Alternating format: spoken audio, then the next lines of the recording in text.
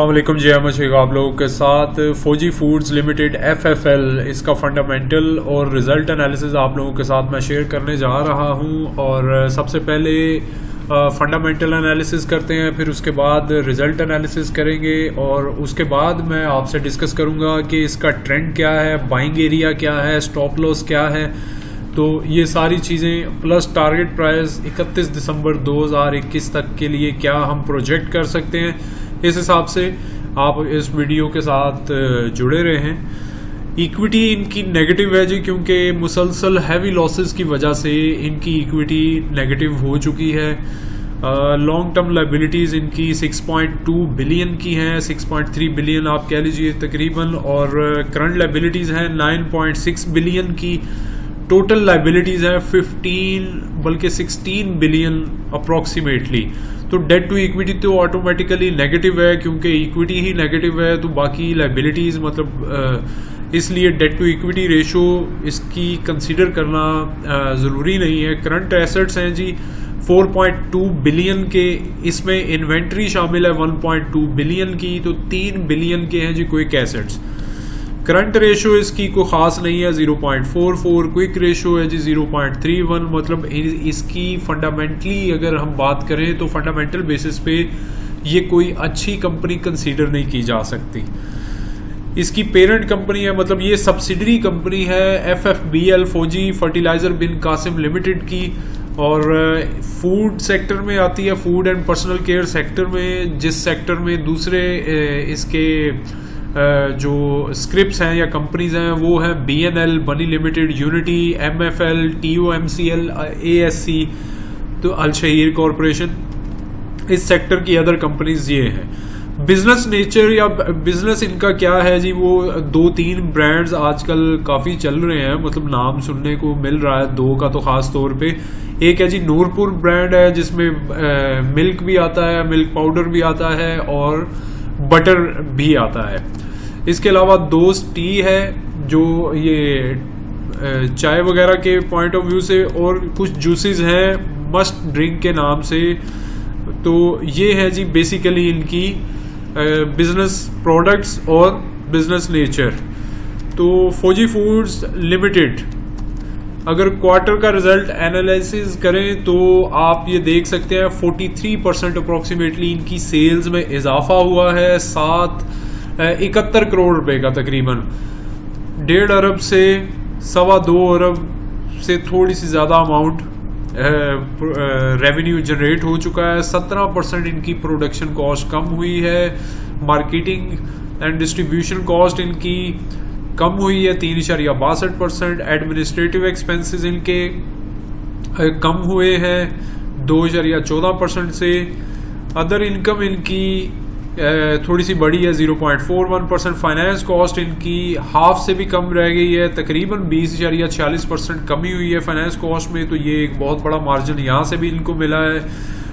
बाकी जो loss after taxes हैं अभी भी लॉसेज ही हैं, 34 करोड़ रुपए, तकरीबन 35 करोड़ रुपए के लॉसेज हैं ये मार्च 2021 में, जबकि लास्ट ईयर सेम क्वार्टर में तकरीबन 1 अरब के करीब चले गए थे, 95 करोड़ रुपए के।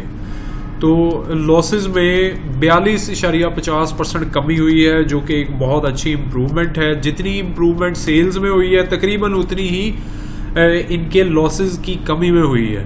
तो ये डायरेक्ट कनेक्शन है इनका, क्योंकि ये सेल्स बेस्ड मॉडल होते हैं इस तरह की कंपनीज के, तो जितनी बेहतर सेल्स होती जाती हैं इनके बहुत सारे जो एक्सपेंसेस होते हैं, इवन सेलिंग एक्सपेंसेस भी, उनका भी कुछ पोर्शन फिक्स्ड पोर्शन होता है, जैसे फ्यूल कॉस्ट होती है, ट्रांसपोर्टेशन कॉस्ट होती है, डिस्ट्रीब्यूशन होती है।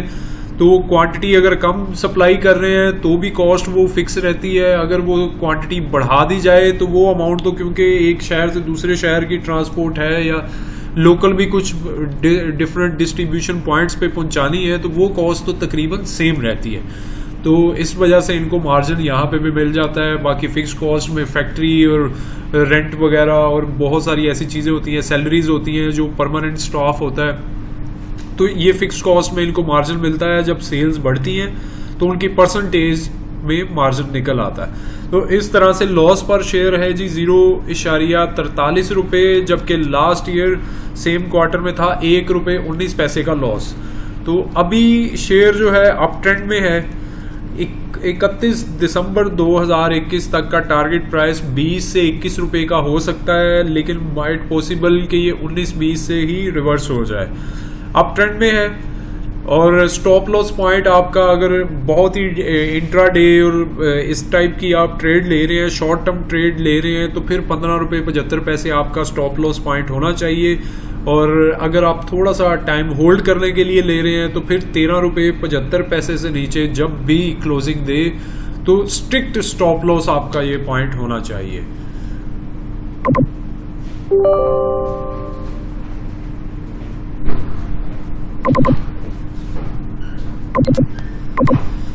अच्छा जी, इसके अलावा जो बाइंग एरिया इसका अभी बन रहा है शॉर्ट टर्म ट्रेड के लिए, तो वो है जी 16 रुपये से 16 रुपये 20 पैसे 30 पैसे के दरमियान आप खरीद सकते हैं फॉर द टारगेट ऑफ 17 रुपये 30 पैसे से 17 रुपये 40 पैसे की ट्रेड के लिए।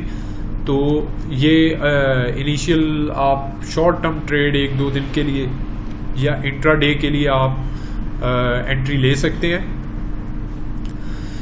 कंपनी की बिजनेस जो इन्होंने भी यही कहा है कि डिस्ट्रीब्यूशन और सप्लाई चेन मैनेजमेंट को इन्होंने काफ़ी बेहतर किया है और इसमें इम्प्रूवमेंट ला रहे हैं। इसकी वजह से इनकी काफ़ी सारी जो कॉस्ट है, ओवरहेड है, वो कंट्रोल में रहे हैं। हालांकि बहुत सारे अदर इश्यूज भी रहे हैं, महंगाई भी बढ़ी है, कुछ कॉस्ट बढ़नी भी थी, लेकिन इन्होंने अपनी मैनेजमेंट की वजह से ये मार्केटिंग और अदर एक्सपेंसेस को काफ़ी हद तक कंट्रोल किया है। प्लस इन्होंने अभी रिसेंटली जो Noorpur unsalted butter and Noorpur premium और कन्वीनियंट बटर टब जो है वो इन्होंने नई जो समझ लीजिए कि अपनी प्रोडक्ट्स लाइन ऐड की है थोड़ी सी, और उससे भी ये कहते हैं जी कि इनको काफ़ी फ़ायदा हो रहा है। उसकी वजह से इनका एक तो वो पोर्टफोलियो बेहतर हो रहा है, दूसरा इनकी सेल्स में इजाफे की रीज़न एक ये भी मेजर कंसीडर की जा रही है। तो इस हिसाब से आप अपनी वर्किंग करिए, लेकिन ये कंपनी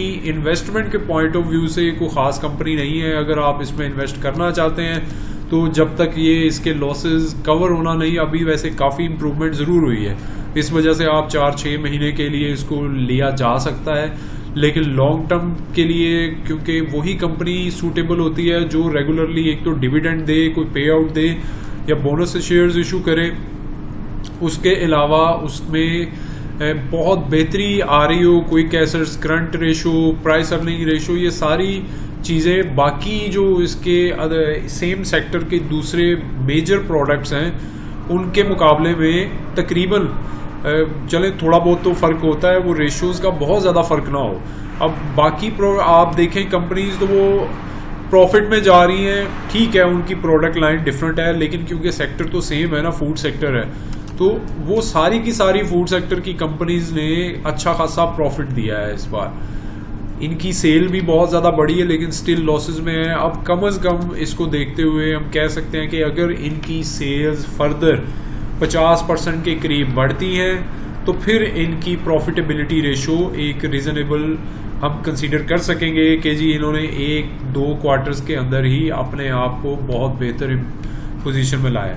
इस हिसाब से अपनी वर्किंग कीजिए, रिसर्च कीजिए, उसके बाद एंट्री या एग्जिट लीजिए, क्योंकि ये कोई बाइंग सेलिंग कॉल नहीं है, ये एक मेरा अपना ओपिनियन है, मेरी एक अपनी छोटी सी वर्किंग है। इससे एग्री कर सकते हैं, डिसएग्री भी कर सकते हैं। अगर कोई आपके पास सजेशन है या इसमें कोई पॉइंट ऐसा निकलता है वो आप मुझे बता सकते हैं ताकि मैं इम्प्रूवमेंट फर्दर कर सकूँ। अपना ख्याल रखिए, चैनल लाजमी सब्सक्राइब कीजिए ताकि आपको रेगुलरली वीडियोस और ये नोटिफिकेशन मिलते रहें।